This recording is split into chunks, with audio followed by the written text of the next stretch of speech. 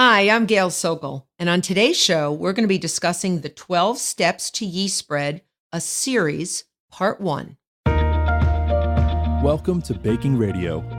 Learn the art and science of baking with author, educator, and award-winning chef, Gail Sokol. Whether you've been baking your whole life or you're brand new to the world of baking and you're looking to build your confidence and learn new skills in the kitchen, you're in the right place. This is Baking Radio.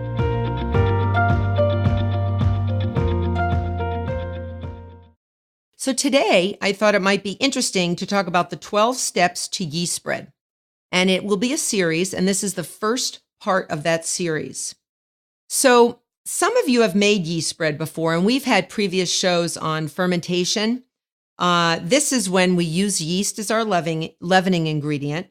And yeast spreads can include many different things. It can be anything from donuts to Italian bread, French bread, pizza, rolls, coffee cakes, Danish pastry, croissants, anything you can think of that uses yeast to leaven. Yeast spreads are wonderful to make. Yes, they do take a little more time because you do have to wait for the yeast to multiply and give off that carbon dioxide. But I want to really go over in detail, and that's why it's going to be a series, that there are approximately 12 basic steps to creating yeast spreads. Some recipes do all 12. Some recipes may do 10 or 9. So it depends on the recipe. But let's go over all 12 so you know what's happening and take a really in-depth look as to why a recipe may tell you to do something. And I'll explain what they actually are asking you to do. So most yeasted doughs will follow the same 12 steps. And again, give or take. So the first step is measuring our ingredients. Sounds like a no-brainer, right? But it's not. It can be the making or breaking of your final baked good. So measuring ingredients is also known as scaling. And scaling usually refers to a scale, like a baker's scale. A lot of professional bakers will use a baker's scale where there are weights on one side and a little pan or dish on the other, and you weigh them. Now, most people are using a digital scale, and many of you may have one. But if you don't, you can also measure by volume. So measuring by volume has to be done accurately. Measuring by weight also has to be done accurately. So let's review very, very quickly what measuring a solid by volume actually involves. And a lot of you may be doing it properly. And I just discovered some students were having trouble just this past semester in the college that I teach, and they were having trouble with a dry cake. And I had never seen this recipe before, but I wanted them to remake it for me in lab, and they did. And I saw exactly what they did. They didn't measure properly. They were actually packing their dry ingredients into the measuring cup, and they were measuring by volume. So let's review. Let's say we're measuring flour, okay? So you're going to take your solid measuring cup, not the measuring cup that measures liquids. It's got to be your solid measuring cup. And using a spoon, I usually fluff up my flour. I actually have a container that I put about 10 pounds of flour in at any one time. Many of you may not need 10 pounds of flour at a time, but you can actually just put it in a bowl or even into the container that it already comes in, that bag. And just fluff it up a little bit, lighten it up, aerate it a little bit, and then spoon it into the dry measuring cup, lightly spooning it, don't pack it, and spoon it until it's overflowing, till it's almost falling out of the top. And then using a straight edge, my favorite straight edge is a butter knife, and use the blade and level the cup so that the excess flour falls away. Obviously, it's going to fall back into that flour container. You don't want to waste that overflow of flour. And now you have a perfectly accurate 1 cup of flour. So I've seen people, and not just my students, but I've seen many, many people as they've baked over the years, if I've done a demonstration or anyone I've observed, they will tend to spoon the flour in, and subconsciously, must be a subconscious thing, they will take the spoon and sort of tap the flour on the measuring cup. That's packing. I have to tell you that is actually packing. And they're actually, I don't know whether they think they're at the beach and they're making a sandcastle. Everyone subconsciously loves to pack. Packing doesn't do a favor for your baked goods. It makes them dry. It makes you have too much flour. So definitely don't pack. Okay? So that's one thing. And I've actually done experiments on this where you actually measure the flour the proper way, like I just told you to. And then I've had students actually pack the flour. And then we take the flour out and we weigh it. And boy, the flour that's packed really weighs a lot more than the flour that's not. And if you're putting that much flour in against all the other ingredients like eggs and milk and maybe water, whatever you're making, you're going to end up with a drier product, whatever that may be. And we don't want that. So that's the big deal. It can actually make a difference between that bread, yeast bread, or whatever you're making to a spectacular yeast bread. And trust me, I don't want to admit anything, but I used to pack my flour. Yes, I was a flour packer. Years ago, before culinary school, I didn't know any better. And I packed my flour, and I never understood why my breads were so heavy and dense. And then I stopped packing my flour. What a difference. I cannot emphasize enough. So let's measure some liquid ingredients. Again, you want to use your liquid measuring cup, not your coffee cup, not a juice glass. Get a liquid measuring cup, invest in one. Maybe get a 2-cup one or one that holds 4 cups. I usually have both. You really will use them. You want to pour the liquid that you're measuring into the cup while you bend down to see the ingredient has lined up to where you want it. And make sure you've placed it on a flat, level work surface, like your countertop, all right? Don't hold it up and look at it at eye level, because unless you have a leveler that a contractor might use, that is not going to be level. And you may be adding too much liquid or too little liquid. So whatever you do, pour the liquid in, 1/2 cup, 3/4 cup, whatever it is. Be sure the liquid comes to the top of the line of measure. And this line is known as the meniscus. Maybe you learned that in science class. Sort of a cool thing. So you don't want to pick that cup up again to eye level and say, yeah, I need a little more, I need a little less. Make sure you bend down to it on a level surface. All right, very, very, very important.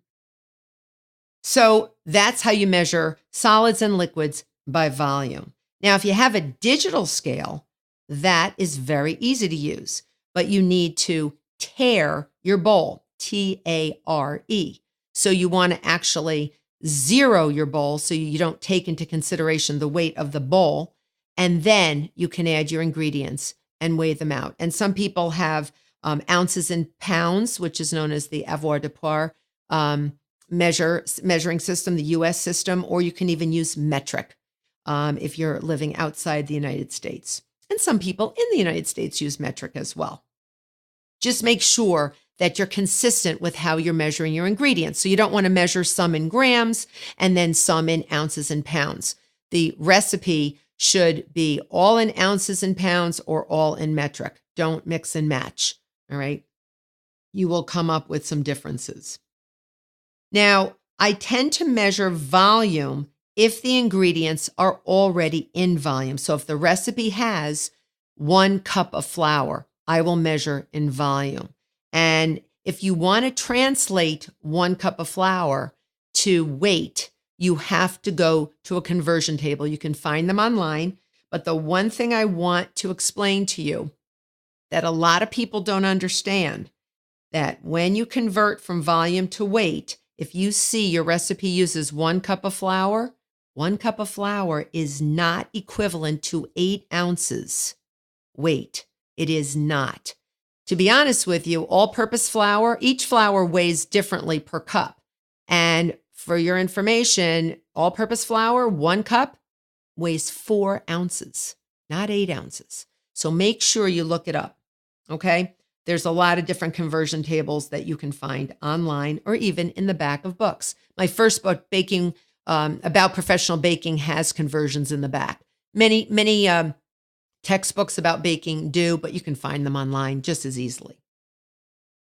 So that is our first step, all right? Measuring or scaling. See how important it is? We spent a lot of time on it. And the second step is mixing the ingredients together. So what's so important about mixing the ingredients together? Why do we even have to talk about this? Well, baking, if you remember, I have done previous shows on how important, mixing is. And basically, there's an order to combining ingredients when you bake. You can't just throw them in a bowl and mix. There's an order. You may not add everything at once. You may add the first three ingredients together and then add the fourth and fifth in a different way. So the first thing mixing does is it helps to create a smooth and elastic dough. Remember, we're talking yeast spreads. So you want a smooth and elastic dough. And that's actually, those two words, smooth and elastic, are very important to making a high quality yeast spread. Secondly, mixing helps to evenly distribute the yeast throughout the dough. So this is a super important thing to remember, because remember, we're trying to get these little yeast babies to multiply, and I mean really multiply, and give off carbon dioxide, which is the byproduct, one of the byproducts of fermentation. So we need to provide these yeast granules with happiness. We want to make them happy and give them what they need. So we mix with water, and the water has to be the right temperature. And if those yeast break down the starches in the flour into sugar, and they have natural enzymes in the yeast that will break down those starches in the flour into sugars, and then yeast love sugar. They gobble it up. And that's when the fermentation process continues and starts. So third, mixing helps develop gluten. Gluten is so important in the development of a yeast dough. I cannot explain to you how important it is. And that's why the baker's best friend is flour from the wheat plant, because it has those two proteins, gliadin and glutenin, that we talked about on previous shows. And it really is very, very important. Once gliadin and glutenin combine with water, you get this protein matrix, or this stretchy web of fibers. Think of spandex. You know how it's stretchy? Very similar to that. And this matrix catches and traps carbon dioxide, which is coming from the byproduct of fermentation, and it traps them in those that gluten matrix, and it holds them in until we're ready to put it in the oven. And this is where our leavening of our yeast spread comes in. So this trapping of the gases of carbon dioxide and air bubbles, they also get mixed in as well, because they are just incidentally brought into the picture as we mix, right? Air is sort of the invisible ingredient. It helps the yeast spread to rise, and it develops structure and its texture. And this is all because of developing gluten. Most important. Also, mixing the dough. When you mix this dough, that in itself encourages gluten to form and creates a smooth and elastic dough. So when you're kneading your dough and you're taking it maybe with the dough hook and you're kneading it in the bowl, that is creating and developing gluten. And when I sometimes take the dough out of the bowl, when I make a yeast spread, I like to hand knead it. I like to put my hands on it. I sort of like to make it an artisan bread. I like to feel the dough to see how it feels and make sure it has enough liquid in it or enough flour. And I'd like to see that it's slightly sticky, but I like to see that it's elastic and that it's smooth. So I hand knead it for a few minutes. This also develops gluten and actually increases the chances of a very successful loaf. So proper mixing is going to determine your texture and your mouthfeel of your final yeast spread, and provide really to a very, very high quality yeast spread. So once all of your ingredients are combined in the proper way, and this will depend on the recipe you're following, this third step begins what we all know as fermentation. All right. So remember from a previous show, like I've said before, I have discussed yeast and the different types. But yeast, to review very quickly, is a single-celled microorganism. It is alive. And it's very dependent upon its surroundings, like I stated before. If it has warmth, if it has food, and if it has time, it will multiply. And it will undergo fermentation. And probably you'll see your yeast granules go into the trillions as far as numbers are concerned. And yeast in the presence of sugar gives off these two byproducts. I keep repeating this because it's so important. Carbon dioxide. The other byproduct is alcohol. Now, if we were talking about beer and wine, we would go more into the alcohol, but the alcohol for yeast breads will evaporate and it will cause some, organic compounds to form, but basically it will evaporate into the air. We're not as interested in the alcohol as much as those other industries are. We're interested in the carbon dioxide and we want to harness them and we want to get them trapped in that gluten matrix. So while we allow the dough to rise and expand and we let the yeast do their thing, we call this stage bulk fermentation, meaning I take my dough after I've kneaded it either in my electric mixing bowl or by hand, and I put it into a clean bowl that I've put maybe a little oil in or nonstick cooking spray. I put my blob of dough in there that is now smooth and elastic. I flip the dough over so that the greased side is up and it's facing up so it doesn't dry out. I cover it with a very tight sheet of plastic wrap or even a clean kitchen towel. And the bowl should be double the size of the ball of dough so that it has room to expand. And then I cover it with plastic, like I said, plastic wrap or kitchen towel, and I put it in a warm spot. So at this point, you want to put it, you might have heard of a proof box. A lot of bakers use a proof box, which is just a humidity and temperature controlled cabinet. I don't have one of those in my house, and I'm sure you don't either. But if you have a warm closet that just happens to be warm, that you can close and put your yeast dough in there, that would be lovely. A lot of ovens now have a proofing setting so that you put it on and it doesn't get too hot. It maybe stays between 85 and 95, just enough so the yeast get real happy and start multiplying. So the yeast really like it warm. So you can do that, but let me give you another option. This is a great trick. So if you take a tall kitchen garbage bag, one that has never been used, use a clean one, shake it out so it's open, take your bowl of dough that's covered with either your plastic wrap or kitchen towel, put it into this large kitchen garbage bag, and then quickly close it and seal it with a twist tie. You'll see that there's air inside. It will almost look like a little balloon around your bowl, and it will actually get nice and warm in there because the yeast, as they multiply, as they give off carbon dioxide and alcohol, they're also generating heat. Remember, they're alive. So they're actually creating this warmth, and you will get this warmth in there and they will be happy. So if you have a cooler kitchen, this is sort of a neat little trick that I've learned to do. And it's wonderful. And you want to allow your dough to rise until it's doubled in size. And most recipes will say this will take about an hour, maybe an hour and a half, depending on if you live in a really, really cool place and your kitchen's really cold. But basically, you want it to double in size. So you usually go by that.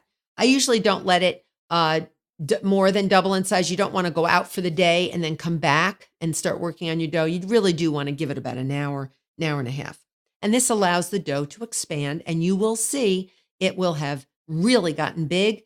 It will have gotten really puffy and filled with, for lack of a better word, gas bubbles. And it really will. So at this point, once fermentation starts, I want to tell you, it doesn't stop. It's just like the ever-ready bunny, and it doesn't stop until that bread dough goes into the oven many steps later. So those are our first 3 steps of yeast dough, of yeast bread. So the first one was measuring or scaling. The second one was mixing. And the third is fermentation and our bulk fermentation, which is what we talked about. So if you've enjoyed the episode today, hit the subscribe button. And if you'd like to leave a review, I would greatly appreciate it. If you haven't picked up a copy of my most recent book, Baking with Success, it's available on Amazon and in bookshops worldwide. If you have any questions, head on over to Baking Radio and leave me a message. I would love to answer some of your questions on air. And next week's show, we're going to be discussing 12 Steps to Yeast Spread, a series, part 2.